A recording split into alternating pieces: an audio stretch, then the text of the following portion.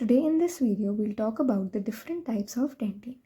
If we broadly classify dentin, we get primary dentin, secondary dentin and tertiary dentin.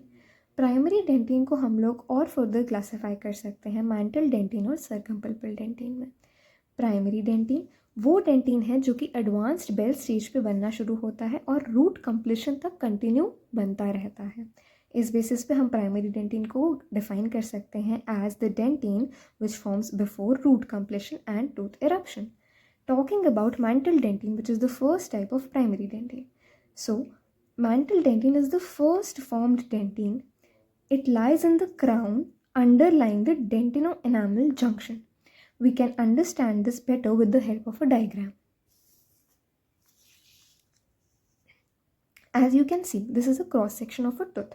This is the enamel, this hole is the dentin, and this red portion is the pulp.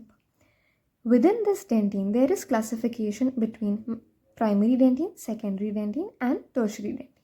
We'll focus on primary dentin for now. Since this is the enamel and this is the dentin, this is the dentino-enamel junction. That is the meeting point of enamel and dentin. So mantle dentin कहाँ lie करेगा? Dentino-enamel junction के just नीचे. और ये सिर्फ crown में. As you can see, it is limited to the crown region only. Mantle dentin एक soft zone होता है और क्योंकि ये एक सॉफ्ट जोन होता है इसलिए ये कुशनिंग इफेक्ट प्रोवाइड करता है टूथ को. कुशनिंग इफेक्ट इंपॉर्टेंट है टूथ के लिए ताकि ट्रॉमा से, एक्सेसिव ऑक्लूसिव फोर्सेस से हम टूथ को प्रोटेक्ट कर सकें. ये आउटर मोस्ट या पेरिफेरल पार्ट होता है प्राइमरी डेंटिन का. हमने अभी ही डायग्राम में देखा था कि प्राइमरी डेंटिन दो तरीके के हैं, मैंटल डेंटिन और सर्कमपल्पल डेंटिन. तो प्राइमरी डेंटिन में भी बाहर की तरफ कौन सा है? Mantle dentin. So it is the outermost या peripheral part. ये approximately 20 माइक्रोमीटर थिक होता है. मैंटल डेंटिन का जो ऑर्गेनिक मैट्रिक्स है वो बना होता है कोलाजन फिब्रिल्स का. As you know, collagen is of many types. So particularly हम यहाँ पे कौन से कोलाजन की बात कर रहे हैं? Mainly type 3 की बात कर रहे हैं.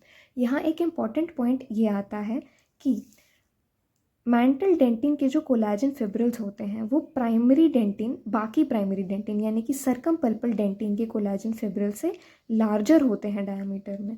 अप्रॉक्सीमेटली 0.1 to 0.2 माइक्रोमीटर के होते हैं. और ये जो कोलाजन फिब्रिल्स हैं ये परपेंडिकुलर होते हैं डेंटिनो-एनामल जंक्शन के. इन्हीं परपेंडिकुलर कोलाजन फिब्रिल्स को जो कि टाइप 3 के हैं उन्हें हम वॉन कॉर्व्स फाइबर्स बोलते हैं. This is a very important point. So how will you define von Korff's fibres? Von Korff's fibres are those collagen fibrils mainly of type 3 which are present in the mantle dentin and are perpendicular to the dentino-enamel junction. Next, coming to circumpulpal dentin. From remaining part of primary dentin or bulk of tooth, as you can see in this diagram, that circumpulpal dentin forms the remaining part of primary dentin as well as the bulk of the tooth. Major part of the cross section of the tooth is comprising of circumpulpal dentin, and mantle dentin and circumpulpal dentin both together form the primary dentin. Circumpulpal dentin also contains collagen fibrils but much smaller in diameter. हमने ये बात ऊपर ही कर ली थी कि primary dentin के जो collagen fibrils होते हैं वो सर्कमपल्पल डेंटिन से लार्जर होते हैं. सो हम सर्कमपल्पल डेंटिन में ये कह सकते हैं कि कोलाजन फिब्रिल्स इसके छोटे होते हैं डायमीटर में, अप्रॉक्सीमेटली 0.05 माइक्रोमीटर के होते हैं और इनका ओरिएंटेशन रैंडम होता है. जबकि प्राइमरी डेंटिन के जो कोलाजन फिब्रिल्स थे वो परपेंडिकुलर थे और उन्हें हम वॉन कॉर्व्स फाइबर्स बोल रहे थे. सर्कमपल्पल डेंटिन में हमें कुछ डिफेक्ट्स देखने को मिलते हैं जैसे कि इंटरग्लोब्युलर dentin. What is interglobular dentin? We'll talk about this in the upcoming videos. Circumpulpal dentin is present both coronally and radically. What do you understand by the term coronally and radically? Coronally means in the crown and radically means in the root. This is another difference between mantle dentin and circumpulpal dentin, that mantle dentin was present only in the crown, while circumpulpal dentin is present in the crown as well as the root.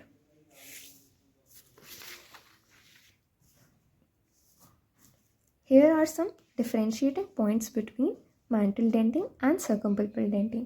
Mantle dentin is less mineralized, while circumpalpal dentin has more minerals. Mantle dentin shows fewer defects. Circumpalpal dentin shows more defects. I gave you an example in the previous slide about the defects of circumpalpal dentin. What was it? Interglobular dentin. Mantle dentin undergoes globular mineralization, while circumpalpal dentin undergoes both globular as well as linear mineralization. So, let's talk about this point in detail. The mineralization of dentin takes place in two ways, globular mineralization and linear mineralization. इसे हम आसान words में कैसे समझ सकते हैं? तो linear mineralization का मतलब होता है उस पैटर्न में मिनरलाइजेशन जहाँ पे ग्लोब्यूल्स यानी कि small spheres of minerals involved ना हो, एक प्रॉपर ऑर्गेनाइज्ड वे में मिनरलाइजेशन हो. ग्लोबुलर मिनरलाइजेशन वो होता है जहाँ पे ग्लोब्यूल्स फ्यूज़ करते हैं आपस में और एक होमोजेनस मास बनाते हैं.